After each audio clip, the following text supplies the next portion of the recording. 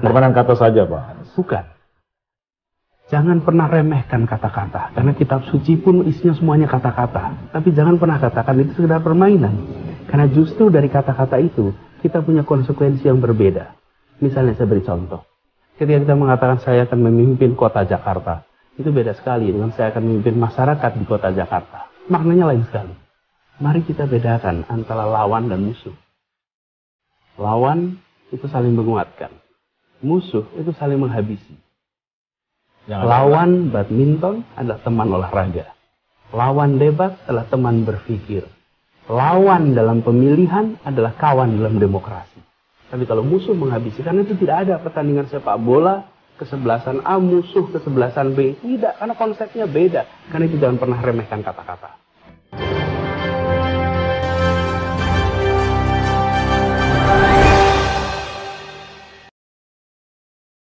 Assalamualaikum warahmatullahi wabarakatuh. Jadi selama ini di media sosial kita lihat di kolom komentar Anies selalu di framing hanya bisa berkata-kata, hanya bisa omon-omon, tidak bisa bekerja. Dan kalau bahasa media sosialnya hanya bisa membacot saja.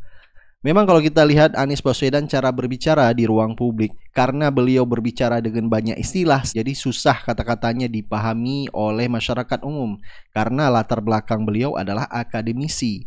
Sehingga dari pendukung-pendukung 02 ini memframing beliau hanya bisa omon-omon, hanya bisa berkata-kata, tidak bisa bekerja. Itulah yang sering di framing. Apalagi buzzer-buzzer yang ada di sosial media. Itu terus yang selalu dikomentarin oleh buzzer. Jadi kita tidak perlu heran kalau buzzer memang tugasnya harus berkomentar dan harus merendahkan paslon lain dan juga harus menjelekkan paslon lain. Itulah tugas buzzer.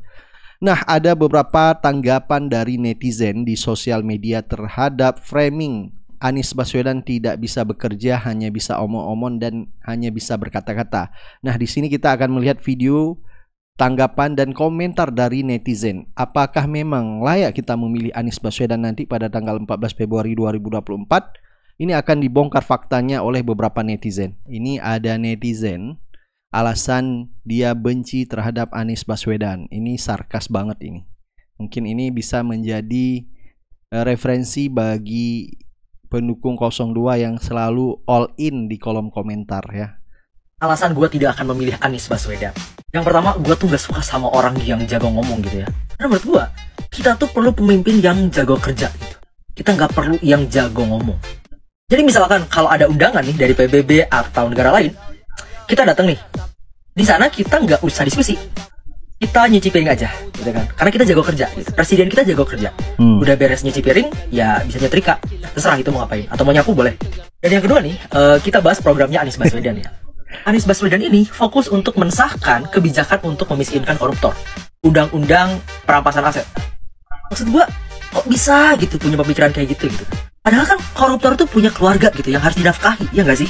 Misalnya nih, bisa aja dia tuh korupsi triliunan, itu tuh emang karena kepepet gitu. Karena untuk kebutuhan keluarga gitu. Misalnya istrinya butuh tas Dior, tas Gucci gitu. Atau misalnya anak cowoknya mau pakai Rubicon. Terus misalnya anak ceweknya mau konser BTS di Korea gitu. Kan itu semua bisa terjadi gitu. Kita nggak tahu apa yang terjadi di belakang gitu kan ya. Dan sebenarnya itu lo harus pikirin, Mas Anies, lo harus mikirin itu. Kasihan pejabat kita nih. Dan yang ketiga kita bahas kekayaan. Mas Anies ini udah menjabat sebagai gubernur selama 5 tahun di Jakarta gitu kan. Tapi kok bisa rumah itu masih nyicil gitu. 11,19 miliar. 9 miliar itu mayoritas bentuknya hutang. Karena saya masih kredit rumah sampai sekarang.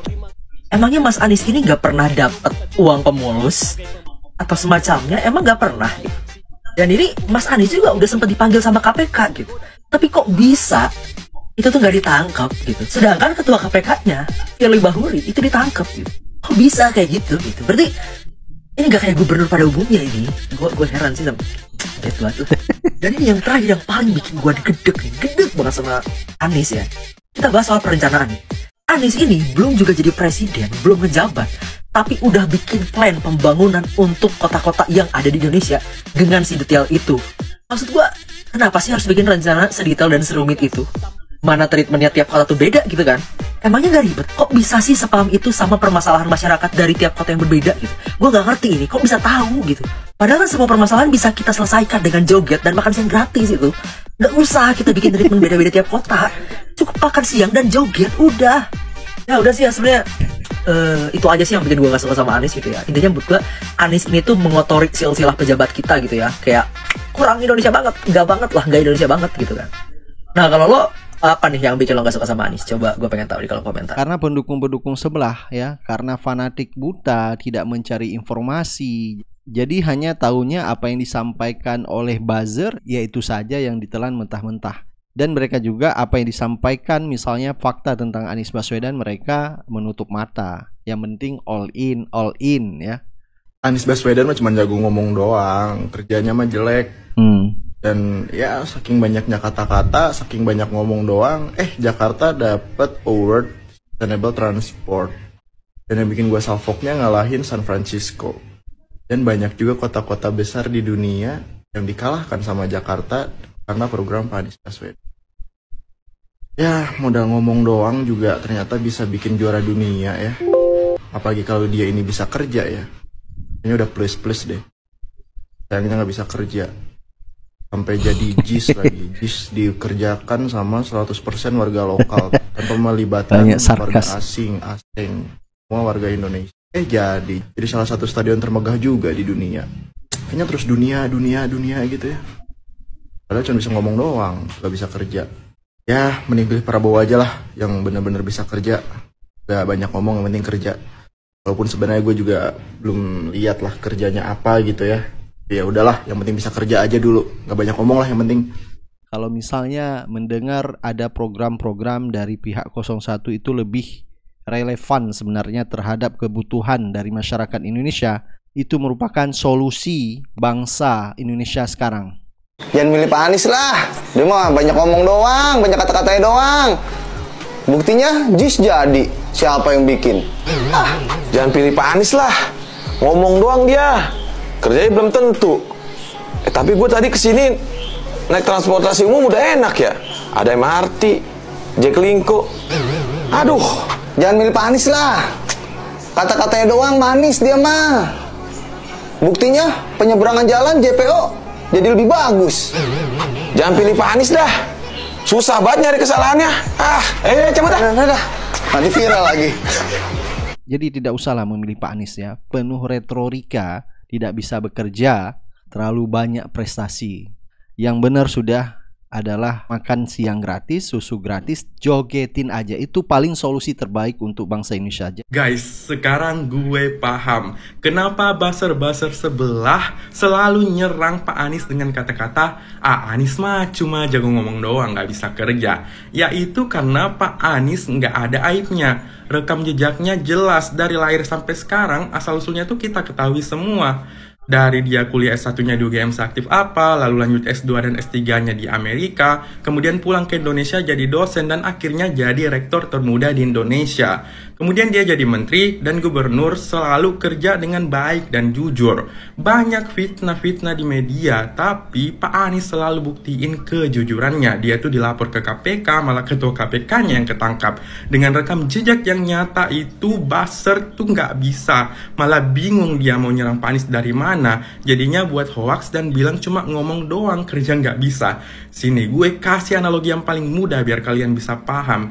Jika cuma sekedar bekerja, kerbau di sawah pun bekerja. Kerbau tuh bisa bajak sawah tanpa ngomong, sedangkan pemimpin itu wajib pandai orasi, berbicara, dan debat untuk tampil di depan umum, di depan rakyatnya, tampil di sidang PBB yang disaksikan semua negara di dunia. Terbukti Pak Anies bisa meluluhkan sekjen PBB dengan kata-katanya dalam waktu 2 menit doang. Ini fakta loh. Kalian bisa cari videonya, banyak kok berseliweran di YouTube atau di IG atau di TikTok. Lu masih mau bilang Pak Anies nggak kerja nyata? Pak Anies dapat banyak penghargaan loh pas jadi gubernur. Cek video gue sebelumnya kalau mau lihat juga. Orang yang kerja nyata aja belum tentu bisa dapat banyak penghargaan. Lu harus bisa kerja nyata, kerja cerdas, membuat ide dan gagasan jadi kenyataan itu.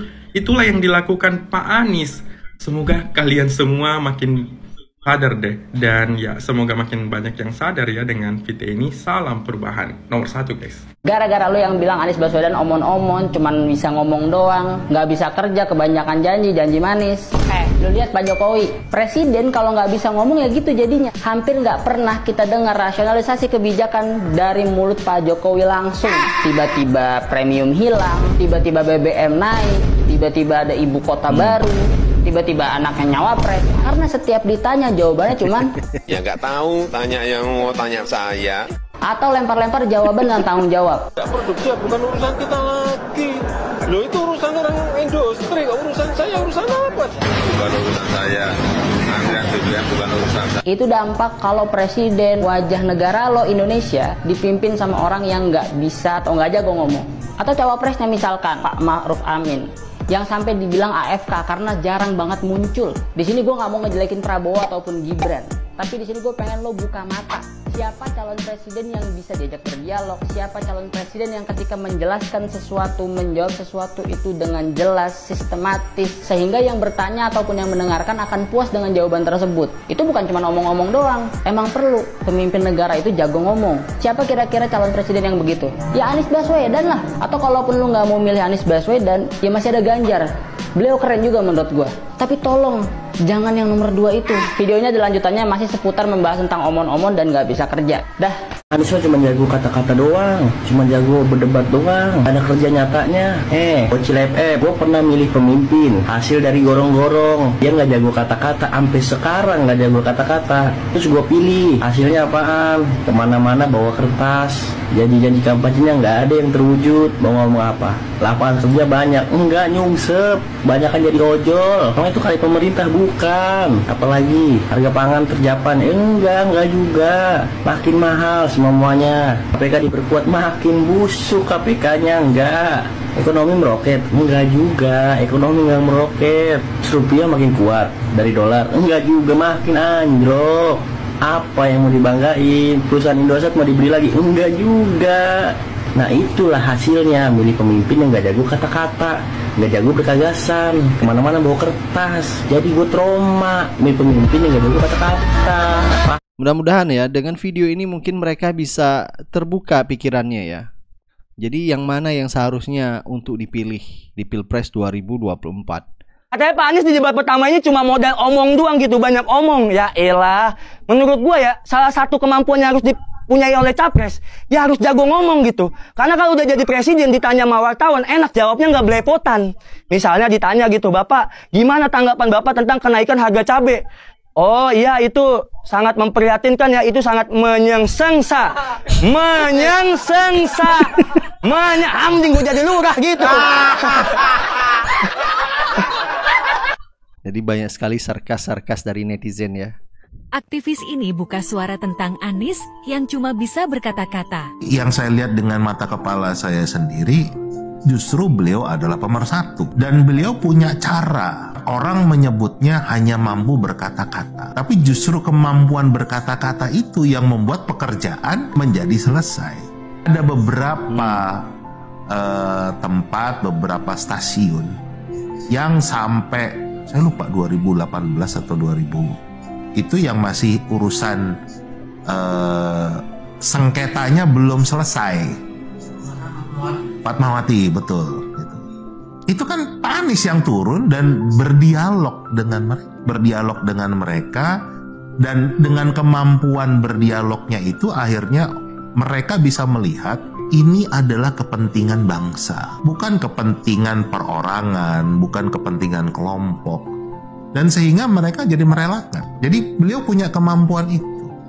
Jadi kalau ada orang bilang tidak penting jago kata-kata, tidak penting bisa omon-omon, pentingnya bisa bekerja. Tetapi fakta yang kita lihat ya, Pak Anies menangani masalah di DKI Jakarta ya harus berdiplomasi, berdialog dengan masyarakat. Kalau misalnya pemimpin tidak bisa berkata-kata, tidak bisa omon-omon, bagaimana mencari solusi?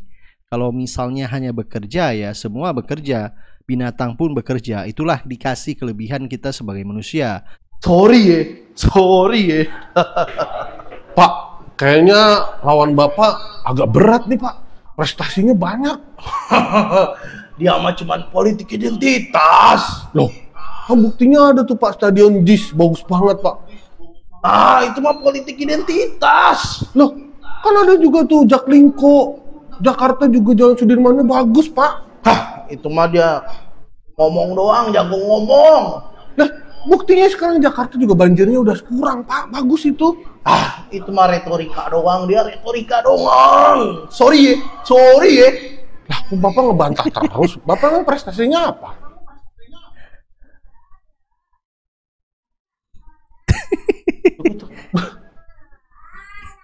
Joget doang Pak.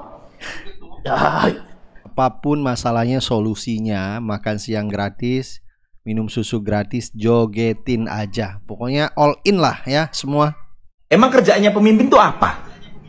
Kerjaannya pemimpin itu yang ngomong. Sehingga kalau ada pemimpin yang udah pinter ngomong, pinter mengarahkan, pinter networking, ya itu pemimpin yang baik.